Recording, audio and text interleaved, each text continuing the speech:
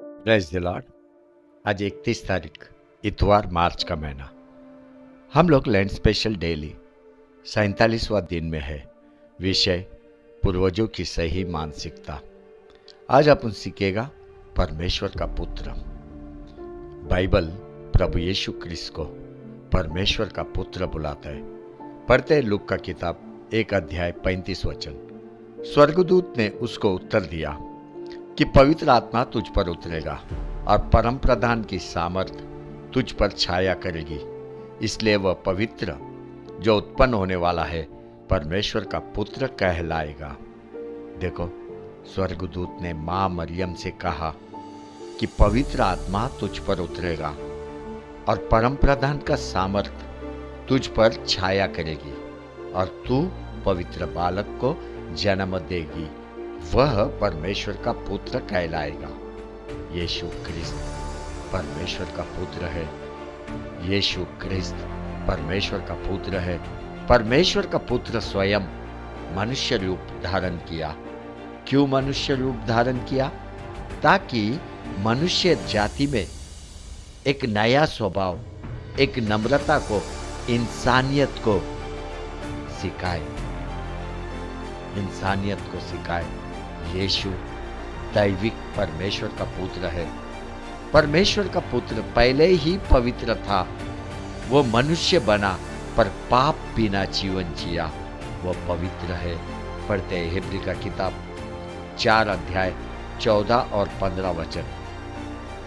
सो जब हमारा ऐसा बड़ा महायाजक है जो स्वर्ग से होकर गया है, अर्थात परमेश्वर का पुत्र यीशु, तो आओ हम अपने अंगीकार को दृढ़ता से थामे रहे हैं, क्योंकि हमारा ऐसा महायाजक नहीं जो हमारी निर्बलताओं में हमारे साथ दुखी ना हो सके, वरन वह सब बातों में हमारी नई परखा तो गया तो भी निष्पाप निकला।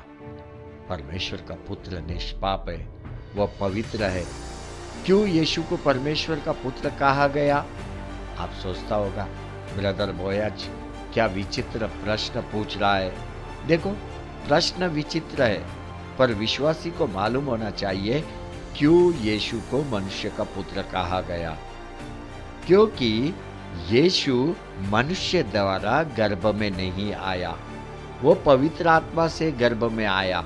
देखो, मां मरियम को, वो एक कुंवारी स्त्री है, कुंवारी, वो पवित्र आत्मा से गर्भवती हुई। यही कारण है यीशु को परमेश्वर का पुत्र कहा गया। बाइबल बोलता है, पुत्र, पिता और पवित्र आत्मा के नाम से बपतिस्मा दो। मत्ती का किताब 28 अध्याय 19 वचन। इसलिए तुम जाकर सब जातियों के लोगों को चेला बनाओ और उन्हें पिता और पुत्र और पवित्र आत्मा के नाम से बपतिस्मा दो। आपको मालूम है, एक दिन प्रभु यीशु क्रिस्त ने पतरस से पूछा, तुम मुझे क्या कहते हो? पतरस ने कहा, तू जीवते परमेश्वर का पुत्र मसीहा है। उसके बाद यीशु ने क्या कहा?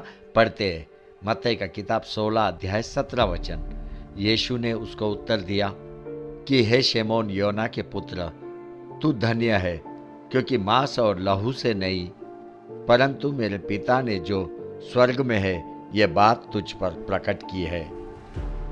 परमेश्वर का पुत्र का अर्थ है वह मनुष्य जिसका परमेश्वर से विशेष रिश्ता है। मैं वापस बोलता हूं, परमेश्वर का पुत्र का अर्थ वह मनुष्य जिसका परमेश्वर से विशेष रिश्ता है।